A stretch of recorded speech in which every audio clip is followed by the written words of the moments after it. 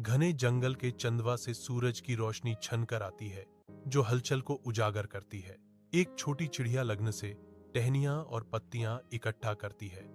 उसकी हरकतें सटीक और उद्देश्यपूर्ण हैं।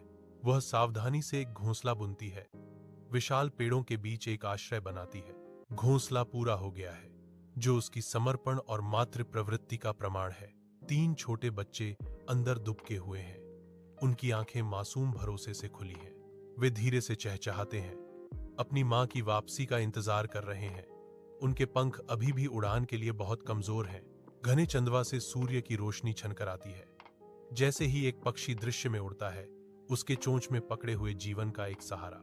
अटल देखभाल के साथ माता पिता पक्षी नाजुकता से शाखा पर उतरते हैं, जो अपने इंतजार कर रहे बच्चों के लिए आशा की किरण है।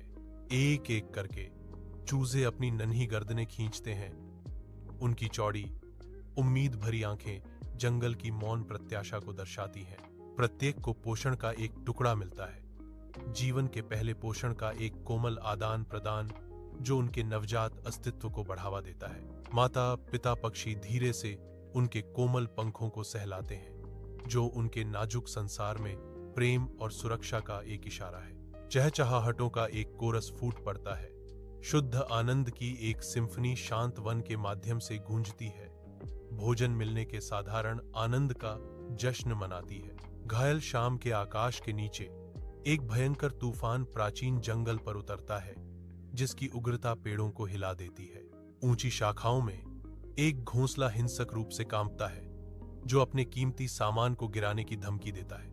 अटल निश्चय के साथ पक्षी अपने पंखों को फैलाता है, जो उसके कमजोर बच्चों के लिए हवा और बारिश के खिलाफ एक ढाल है। तूफान शांत होने लगता है, उसका गुस्सा शांत हो जाता है। विनाश का निशान और एक साफ धुला आकाश छोड़ जाता है। परिणाम स्वरूप पक्षी का एक पंख लटक रहा है, जो लड़ी गई लड़ाई और चुकाई गई कीमत का प्रमाण है। अपनी चोट के बावजूद पक्षी का दृढ़ संकल्प चमकता है, क्योंकि वह फुसफुसाती है, मां का दर्द कुछ भी नहीं है, उसके बच्चों की भूख अधिक है।